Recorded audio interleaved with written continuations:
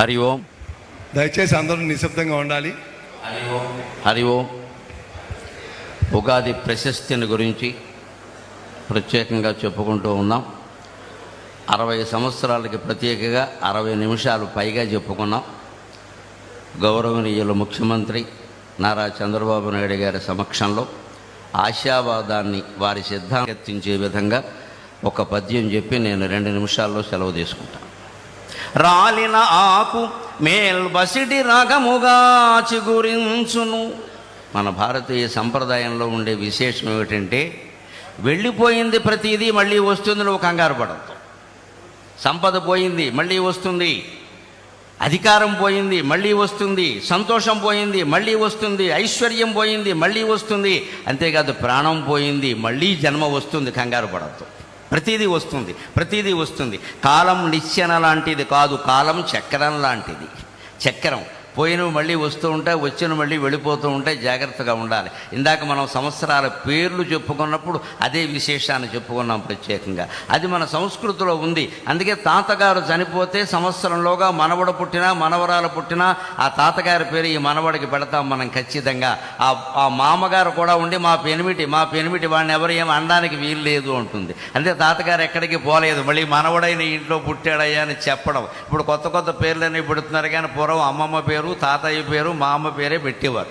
వాళ్ళని కూడా వీళ్ళ ఆశయాలకు అనుగుణంగా దానికి తగ్గట్టుగా పెంచేవారు. అది మన సంస్కృతి. అందుకే శిశిర ఋతువులో రాలిపోయిన ఆకులన్నీ వసంత ఋతువులో మళ్ళీ వస్తున్నాయి. పోయిన చైత్రమాసం మళ్ళీ వచ్చింది, పోయిన శుక్లపక్షం మళ్ళీ వచ్చింది, పోయిన పున్నమి మళ్ళీ వచ్చింది, పోయిన తిథులన్నీ మళ్ళీ వస్తున్నాయి, పోయిన నక్షత్రాలన్నీ మళ్ళీ వస్తున్నాయి. నీకు పోయింది అనుకుంటున్న సంతోషం కూడా మళ్ళీ వస్తుంది ఖచ్చితంగా. ఈ ఆశావాదమే ఉగాది, ఆశావాదమే ఉగాది. రాలిన ఆకు మేల్బసిడి రాగముగా చిగురించు, ఎండుదై వ్రాలిన మ్రోడు జీవర శరమ్య శిరస్సున పైకి లేచు. ఎండుదై వ్రాలిన మ్రోడు జీవర శరమ్య శిరస్సున పైకి లేచు. పాల్మాలిన లోకమందు అవమానము కండు ఘటిల్యనంచు, గగ్గోలుగా నేర్చెదేలా. పాల్మాలిన లోకమందు అవమానము కండు ఘటిల్యనంచు, గగ్గోలుగా నేర్చెదేల.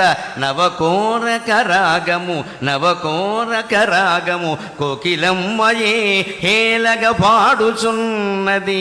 నవకోరక రాగము కోకిలమ్మయే హేలగ పాడుచున్నది. ప్రహేళికలన్ పగిలింపరమ్మికన్, ప్రహేళికలన్ పగిలింపరమ్మికన్. ఒక కుటుంబాన్ని నడిపేటువంటి మనకే పజిల్స్, ప్రహేళికల్లాంటి సమస్యలు ఉంటాయి. ఒక రాష్ట్రాన్ని నడుపుతున్న వ్యక్తికి ఎన్నుంటాయో నాకు తెలుసు, నాకేమీ తెలియని విషయం కాదు. ప్రహేళికలు అన్నీ పజిల్స్, ఆర్థికమైనవి, మానసికమైనవి, శారీరకమైనవి, పార్టీ పరంగా ఉండేవి, ప్రభుత్వ పరంగా ఉండేవి, ప్రజల పరంగా ఉండేవి, అనేక రకాలు ఉంటాయి. వాటిని ఛేదించడానికి ఉపాయం ఏమిటంటే, రాలిన ఆకు మేల్పసిడి రాగముగా చిగురించు.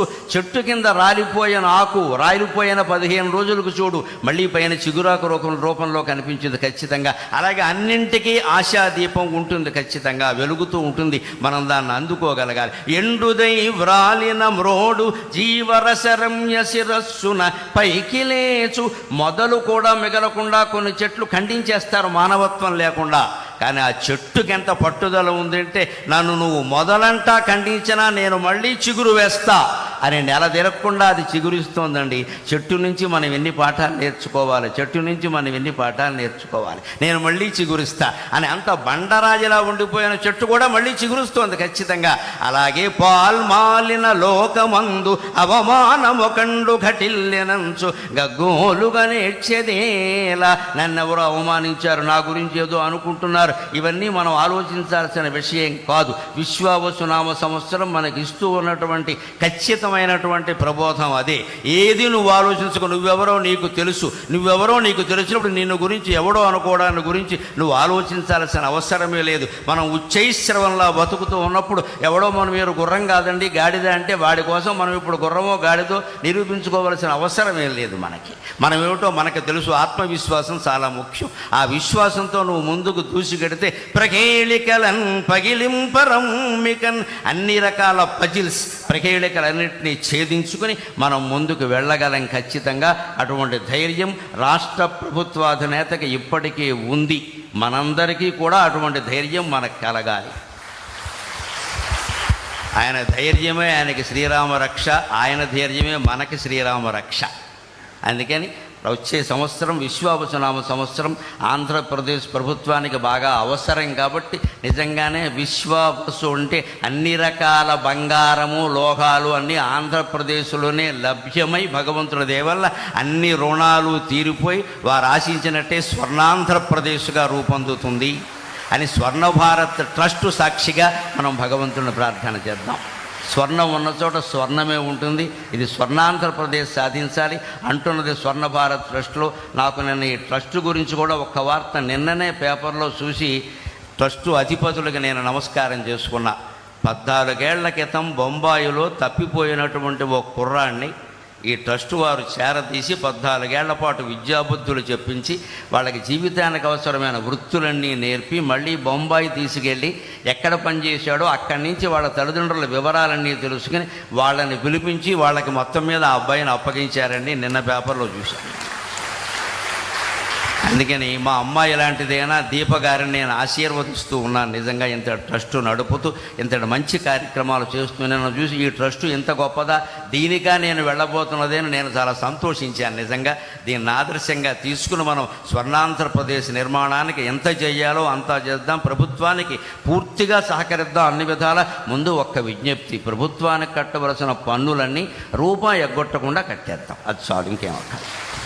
అది ఒక్క పని మనం చేసి మళ్ళీ ఏమండి నాకు అవకాశం ఊరికే గోక్కుండా మనం మొత్తం అన్నీ కట్టేస్తే అన్ని ప్రభుత్వాలు బాగానే నడిస్తే. పూర్వం నుంచి ప్రభుత్వాలు పన్నుల మీద ఆధారపడి నడిచే. అందుకని అవన్నీ మనం సక్రమంగా ఏదీ లోటు చేయకుండా కట్టేస్తే అన్నీ బాగుంటాయి. అటువంటి చిత్తశుద్ధి నిజాయితీతో జీవించడానికి, సత్యానికి ధర్మానికి కట్టుబడి ఉండడానికి నా ఈ ప్రవచనం ఏమాత్రం ఉపయోగపడినా నేను ధన్యుణ్ణి. నాకు ఈ 4 మాటలు నేర్పిన మా అమ్మ ధన్యురాలు. స్వస్తి. చాలా చాలా సంతోషం. గరికపాటి నరసింహారావు గారికి స్వర్ణ భారత్ ట్రస్ట్ తరఫున కృతజ్ఞత తెలిసాను. చాలా చక్కగా చేశారు. ఇప్పుడు పెద్దలు వచ్చిన తర్వాత మీకు సన్మానం చేసిన తర్వాత వెళ్తారు. ఇప్పుడు ఈ కార్యక్రమానికి ముఖ్య అతిథిగా ఇచ్చిన మనందరి ప్రియతమ ముఖ్యమంత్రి నారా చంద్రబాబు నాయుడు గారిని వేదిక మీదకి రావాల్సిందిగా కోరుతున్నాను. అలాగే స్వర్ణ భారతి స్ఫూర్తి ప్రదాత పెద్దలు 13వ ఉపరాష్ట్రపతి వెంకయ్యనాయుడు గారిని, అలాగే ఉషమ్మ గారిని వేదిక మీదకి రావాల్సిన కోరుతున్నాం. అలాగే కొల్లు రవీంద్ర గారిని వేదిక మీదకి రావాల్సినాం. అలాగే ఎంపీ బాలశౌరి గారిని వేదిక మీదకి రావాల్సిందిగా కోరుతున్నాం. ఎమ్మెల్యే గన్నవరం యార్లగడ్డ వెంకట్రావు గారిని, అలాగే విజయవాడ వెస్ట్ ఎమ్మెల్యే యలమంచిలి సత్యనారాయణ చౌదరి గారు, సుజనా చౌదరి గారిని వేదిక మీదకి రావాల్సినాం. అలాగే మండవ ప్రభాకర్ రావు ప్రెసిడెంట్ స్వర్ణ భారత్ ట్రస్ట్, అలాగే మైనేని రాజయ్య గారు ట్రస్టీ, అలాగే అట్లూరి అశోక్ గారు ట్రస్టీ, అలాగే చుక్కపల్లి ప్రసాద్ గారు సెక్రటరీ స్వర్ణ భారత్ ట్రస్ట్ విజయవాడ చాప్టర్, అలాగే పరదేశ్ గారు, అందరూ వేదిక మీదకి రావాల్సిందిగా కోరుతున్నాయి. అమ్మా మీరు శ్రీమతి శారద గారు గరికపాటి గారు వేదిక మీదకి రావాల్సిందిగా కోరుతున్నాం.